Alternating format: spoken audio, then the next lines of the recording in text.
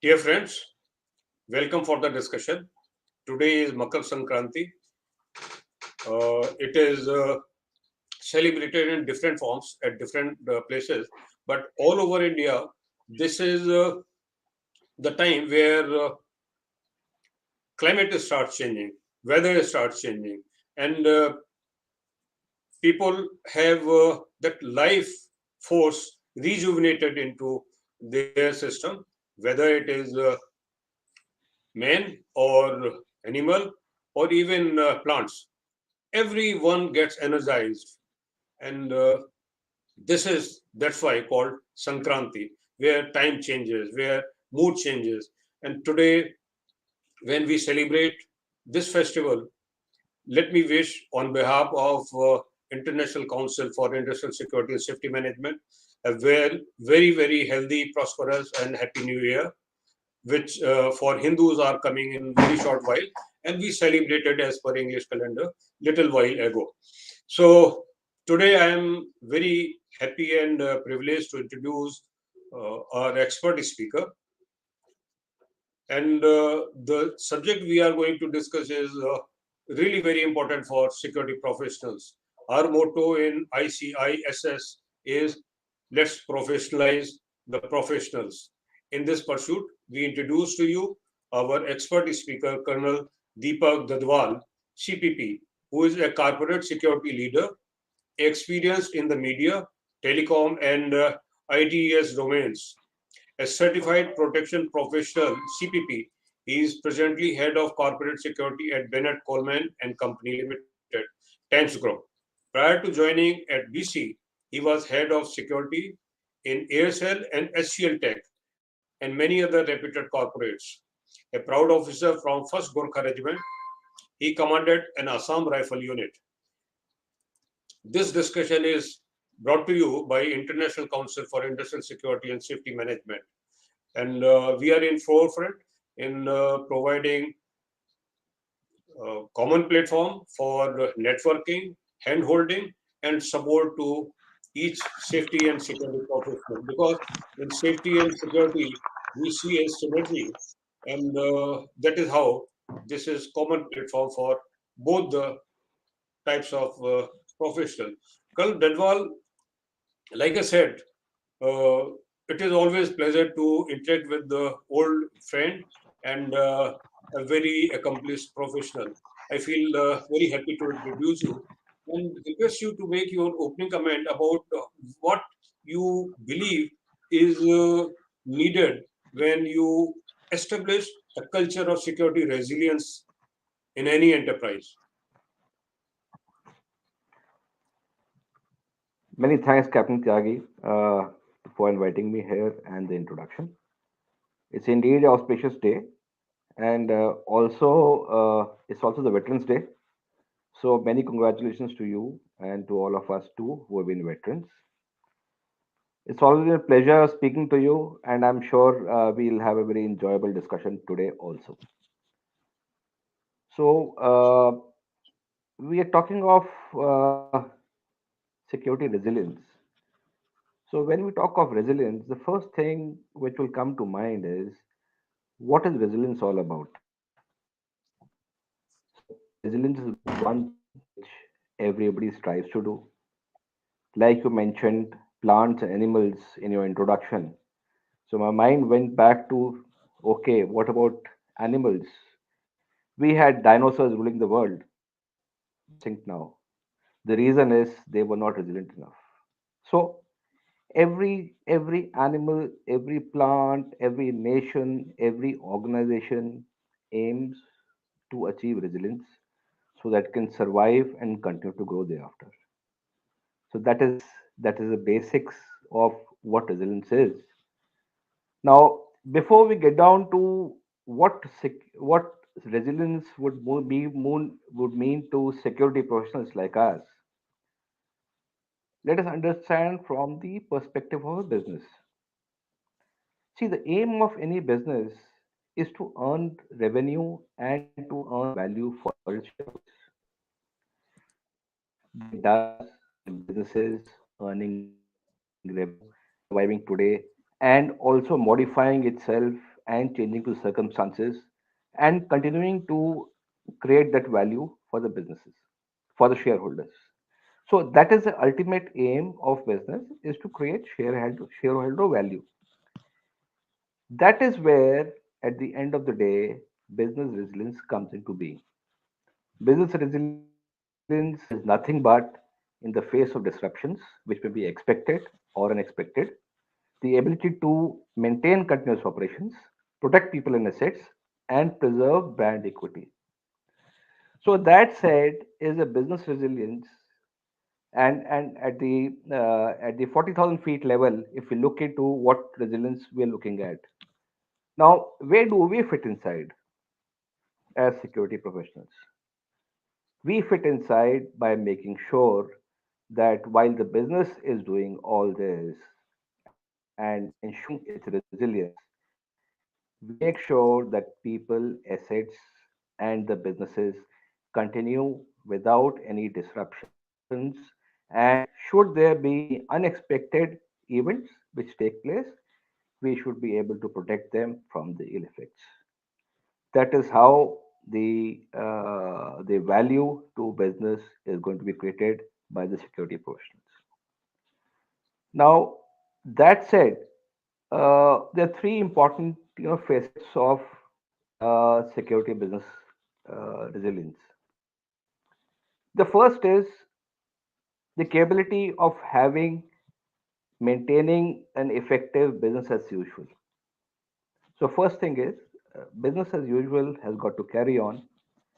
And how do we do it? We do it by having a effective risk.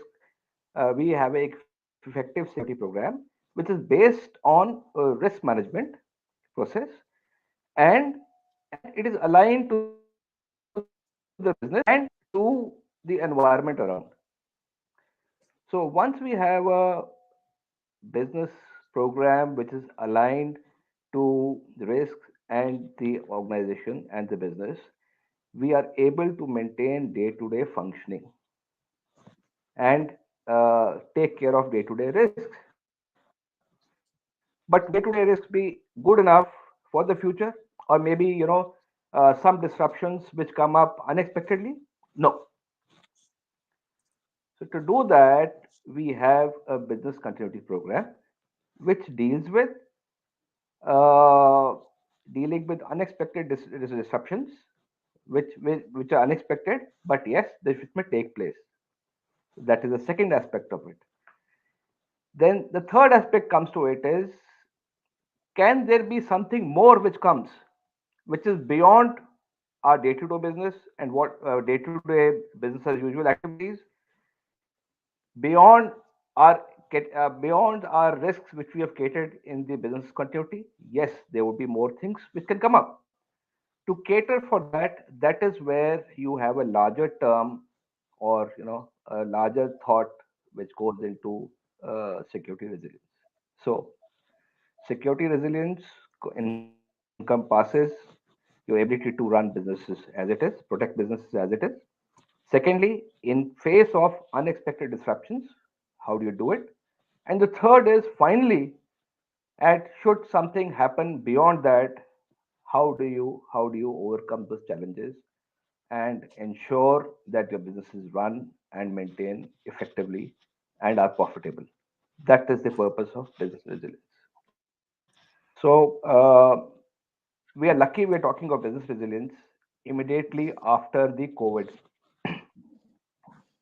So once we are still going through the COVID phase, but we are lucky to be talking of at post-COVID stage. No one expected a pandemic like this to come through. We were not initially designed, or we were initially, in our day-to-day security operations, we were not effectively looking at, we did not have such expectations that something would. Most organizations, I would say most, because some did have pandemic plans, but most organizations did not. So in their business continuity plans, they had catered for some bit of disruptions because of this. But then what finally came surpassed everybody's imagination and came through. So that is where business resilience in case of unexpected disruptions of major magnitude, how do you maintain a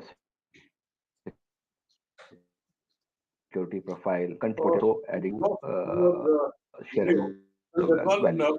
while we lost your video, but then the point which you were discussing, that brings me back to one very famous comment, and that is that was out of study which was carried out about businesses, enterprises which fail initially in within 5 years of their establishment. And the comment was that if you can't afford good security, you can't afford good business. So it is all about being in profit, and profit is not a bad word as long as it is not declared illegal. Every enterprise is into making profits, and those who initially start their enterprise, they find security very costly, but then the business is very costly activity. So when you start a security resilience in the enterprise, it costs a lot of money. How management is to be convinced that the expenditure on security is good business decision?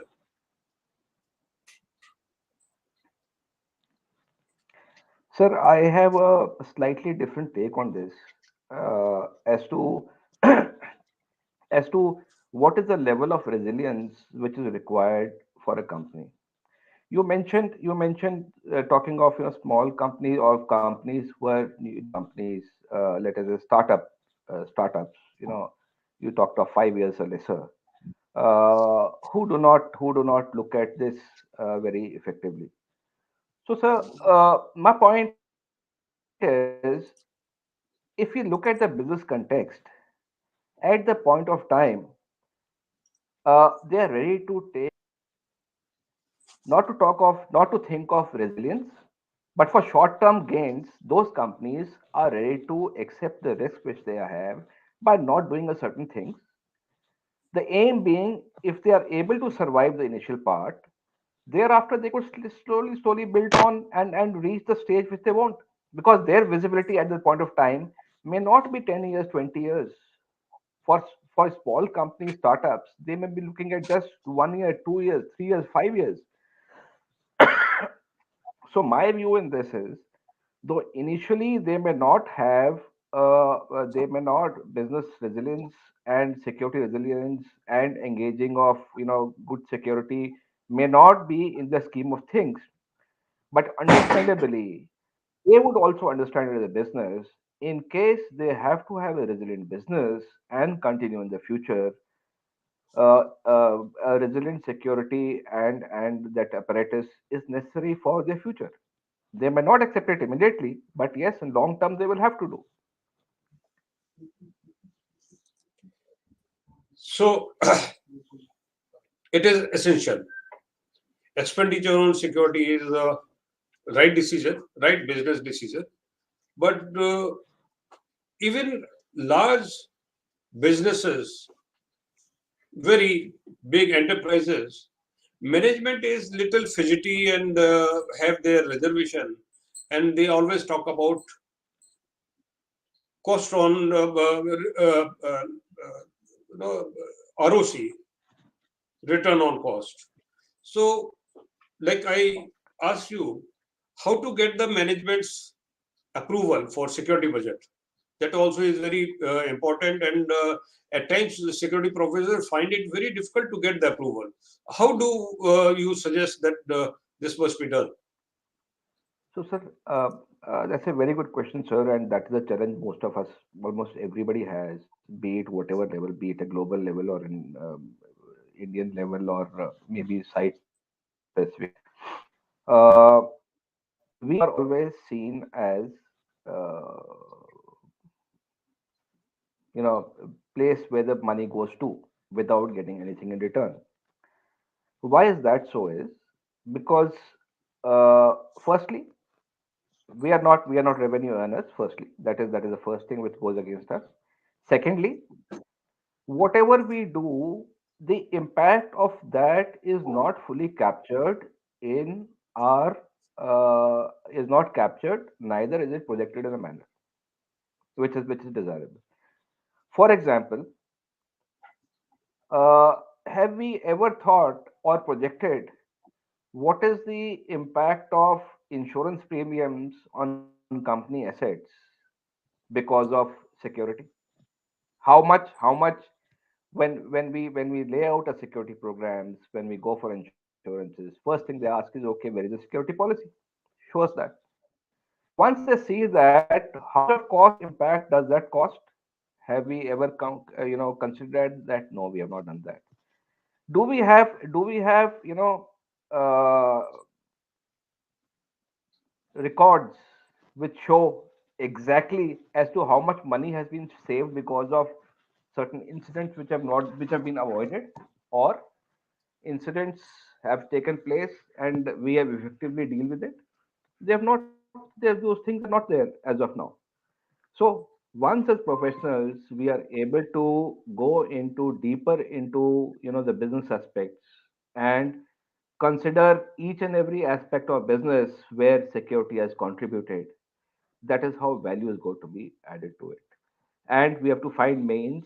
Every industry and every company will have its own method of doing it, but we'll have to find methods of putting a monetary value into it. That Yeah, okay. Colonel Deepak, we are at very interesting point of discussion that ways and means to prove how effective we are and how much losses we either reduce or avoid. And it is very tricky field here because like once I was asked that security is very expensive. I said security is expensive, but consider how much expensive it is going to be without security. So in safety, like our very complementary function in any enterprise, safety, there is a concept of near miss. So they come out with few figures and facts that this could have happened and converted into an accident or hazard or something, and they reduce the chances or remove the chances, and that is how mere those missed uh, occurrences, that becomes something to talk about and goes in favor of their CR. So they can prove it actually that near miss, so many near miss has happened, and because they were affected, that's why mere those accidents have not happened. So near miss is something they can have, but here even in security function, because we are very closely related to crime prevention also, any crime, even attempted, is a crime. So we cannot have near miss. Either we have a crime or we don't have. Since because our effectiveness, since because we are very sick professional, nothing has happened. How to establish this into terms of facts and figures and verifiable data? Because nothing has happened. So share this because I know security professionals, youngsters especially, will benefit from your insight on this. I agree with you that we have a challenge in proving our existence, and only those business leaders who have far sight can understand as to what security is, value security is, bringing to the table. I feel the basic we have to record each and everything and create matrices. We have to record each and everything which happens. We have to put a value, uh, work out every security person has got to work out uh, a method of which is acceptable to the organization of creating data and projecting statistics to show its value. We have to firstly find out as to what would bother a business leader more, identify what is bothering him, and what would if such thing happens, then he is very likely to get perturbed. Maybe let us say, let me talk of a small thing: misuse of ID cards. You know, how many incidents of misuse of ID cards has a security caught? You know, so and if this misuse continues, what could be the implications? You know, so these are, I've talked of a particular incident which happens very routinely in the Indian environment. So what I'm trying to say is, even small incidents like this, if you have a data that these kind of things have happened 20 times, and we need to stop this. In case these things are not stopped, then it's going to lead to this. Possibilities are this, and the losses could, on a maximum basis, be this. So, firstly, is this: we have to create data.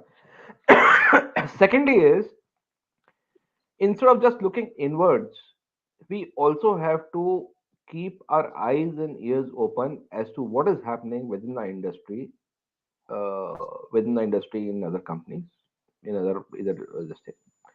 Supposing ABC, let's say company called A, has had a security issue, so I can say that it is not bothering me, but it should bother me, because, and it should help me in furthering my cause of making sure that I'm able to project it in a manner that I'm able to prevent this by having maybe extra funds or doing certain activities. So that is the second aspect we have to look at. We have to look at, stop looking only inwards, look outwards, and also derive inputs there, management, and project it in a manner in which it can help us. You mentioned about maintaining record. I always suggest young security professionals to start maintaining a register. In police, it is called Roznamcha, journal diary. And in whichever place I worked, I always maintained a register, journal diary or Roznamcha, where everything was recorded.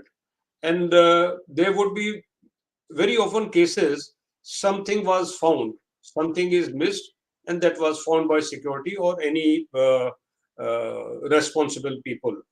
And we would mention this thing in our record.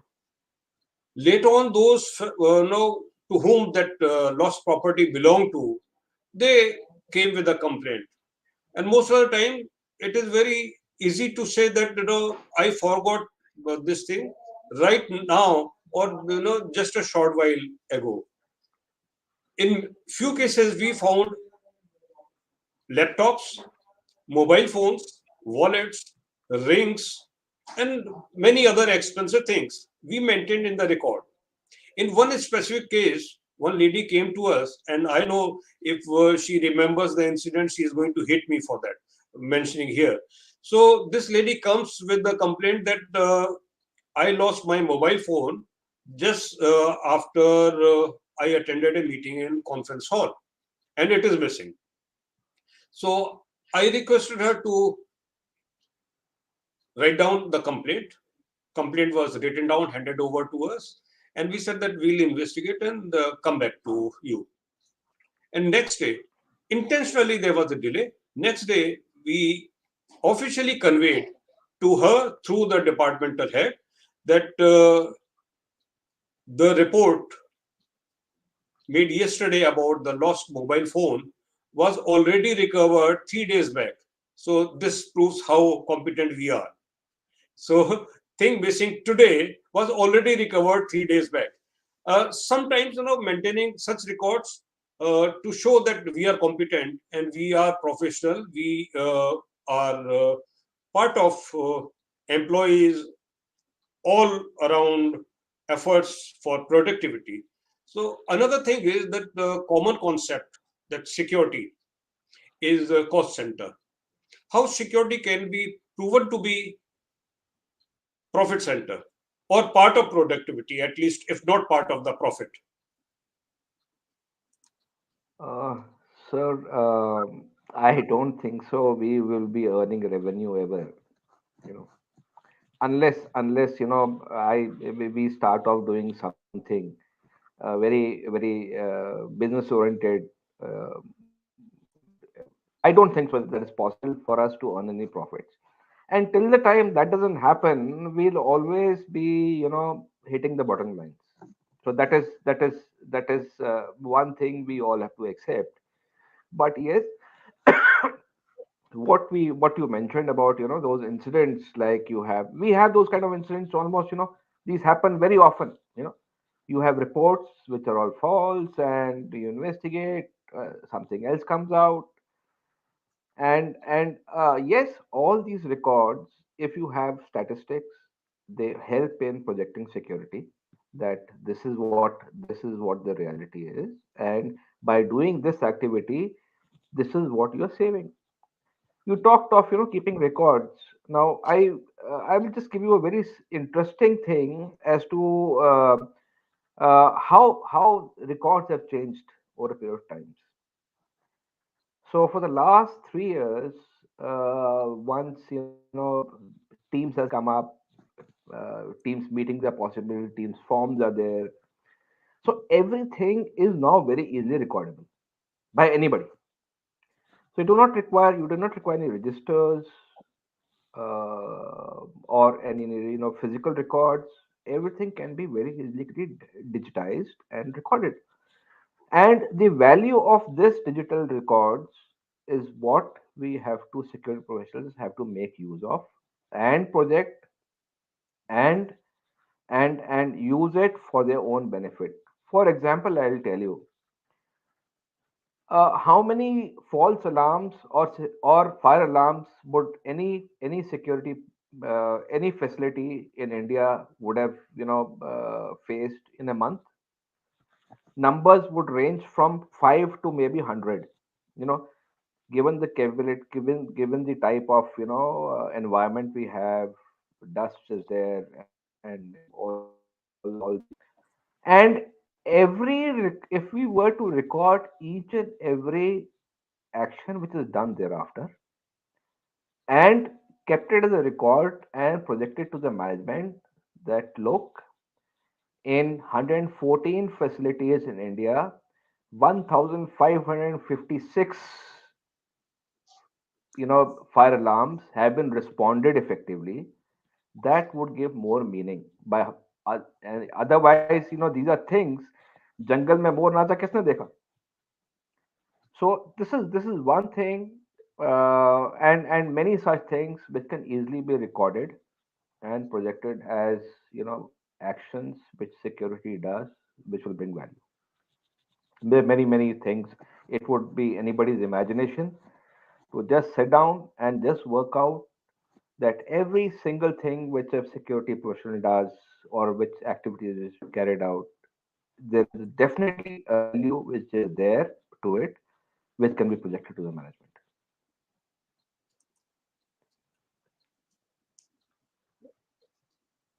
The enterprise would surely be concerned about increasing the profitability and shrinking the losses. So total loss prevention program draws a lot of attention of top management, and that also is one area where we can prove to the management that like I said, if security cannot be part of uh, profitability, at least we can be part of productivity. So total loss prevention program in an enterprise pays heavy dividends, and pays management, broad-minded, advanced management, coming from very prestigious business schools. They pay a lot of attention on this. So how you suggest that a security program must be converted into total loss prevention program? So this can only be no, it's everybody's desire to advance your security program in such a manner that it every day, it every progressively improves and reduces losses and adds value to the organization. Uh, the basic of a total loss prevention program is to have statistics. Is essentially it's just about statistics. Till the time we do not digitize fully and are not able to share numbers on the Excel sheet or on bars or in pie diagrams, it is not going to add value. So the first and foremost is let us digitize each and everything which is possible, and once that is done, then yes, every year lay down targets which are realistic and 100% achievable. So 100% achievable targets. If you can achieve 95 out of 100, aim for only 90 as of now. And that is the way slowly and slowly this has got to be done. Otherwise, it may not last, the program may not last maybe 2 3 years. So whatever changes has got to be done, and that improvements have got to be done, they have got to be slow and steady.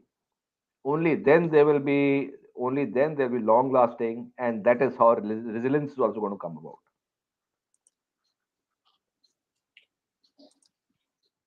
At this point,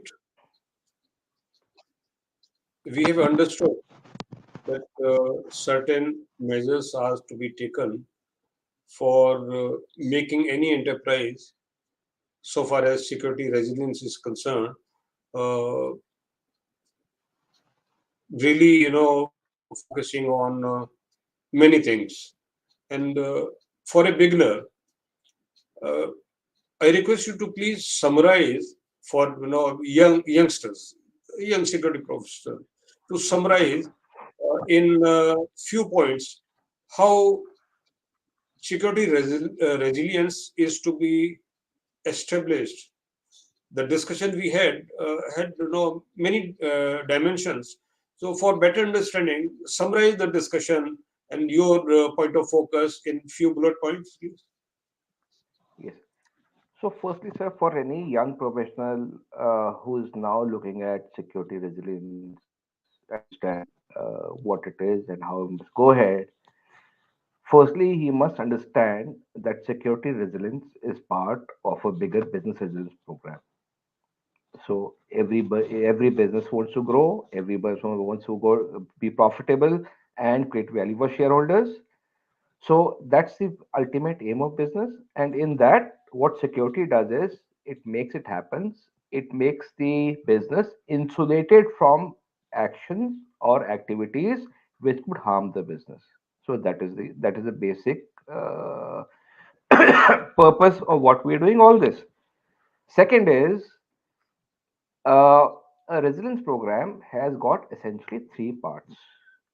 It should have the capability of maintaining an effective business as usual, day to day activities. When you're planning for that, you one has to go make sure that your security program at you're talking about site level or a region level or a higher level is aligned to the security risks which your company faces, which your business faces, and commensurate with the risks which are localized. There would be some risks which are related to the business. There would be some risks which will only exist in certain areas.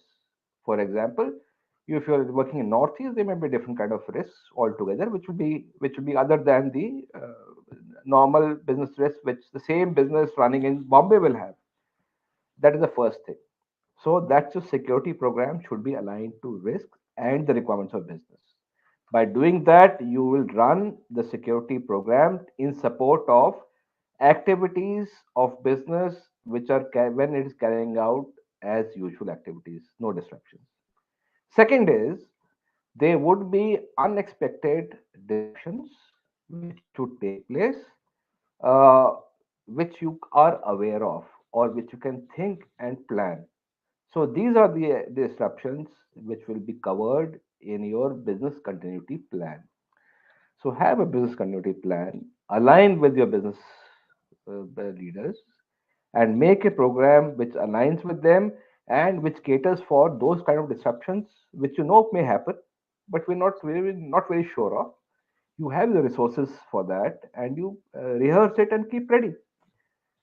Besides that, there would be third kind of activities which will which may happen which you're not even thought about, you know, or uh, or you may have a surge of activities taking place which you had never thought would happen together. Let us say in a business continuity plan, you have catered for loss of electricity and let us say widespread riots happening together. So if you've got plans, what happens if this thing happens, and what happens if this thing happens? What if both happen together? You have not considered both of them together. So the third level of planning which you require is, which is actually resilience of a higher level, is to cater for such requirements which are not business as usual, requirements which go far beyond your business continuity level activities which you had thought and planned. This is the third level which you have to plan for. Thirdly, when doing all this, it is very important to be ideating all the while, you know, thinking of what could go wrong, you know, what could go wrong, and whenever possible, get the heads together of your team and just leave out, just let the thoughts go, you know, that what if something happens. So all this, what it does is it gets people into thinking logically and finding logical solutions out of a problem. Now, when you have unexpected things happening in life or a security situation developing, which is totally unexpected, it is these, ideas which have been germinated while this during discussions are going to bear fruit. So these are critical things which you must do. Also, most important thing is understanding that everything is got to be business oriented. So keep your business keep your understanding of business very sharp. Understand what a similar company is doing in South, what a similar business, how a similar company is functioning maybe in some other geography, or maybe in a different country, how these businesses are run. The more input you have, the more value you'll be able to create, and you'll be effectively, you'll be a business leader first, and then only you can translate that knowledge into security operations. That's my two bit for people here. Thank you, Colonel Deepak Dadhwal. We have discussed, and this, I'm sure, people will find sufficient for at least starting to understand what security resilience in an enterprise means and how to introduce the culture which is oriented towards security, the culture which is oriented about reducing the losses, and this as a beginner's understanding is sufficient. But I am sure there is further lot to be discussed. And Colonel Dadwal, I will request you again, to get into deeper discussion when another opportunity comes, and on mutual understanding and agreed time and date, we can have further discussion. But I also make a request here to come to discussion and help us to understand what it takes to be security in charge, and what all are the limitations and dimensions of security management in big media house, because I know requirements in uh, your kind of organizations are different than the security requirements of hospitality or hospital business, life care system. there is no specific requirement of security management in organizations such as yours. So we will come for that discussion and make a request. Kindly spare time and thoughts on this discussion. And I thank you very much for sparing your time, sparing your thoughts, and sharing with us a real uh, value-added information, which will help security professionals to professionalize themselves. And I also thank you very much, all the viewers who joined us for the discussion, and assure you that we'll continue to bring such security leadership discussion in future also. Next discussion which is lined up is also on very important dimension of industrial security management, and that will be taken by another leading security expert who is well known, and at least in security and safety fraternity he is well known, and he is a thought leader in other dimension also, in other field also.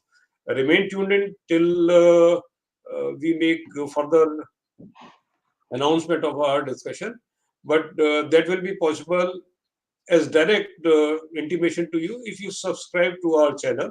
And I'm sure you have already done it. If not done it, kindly subscribe to our channel and wait for our next notification. Thank you very much for joining us.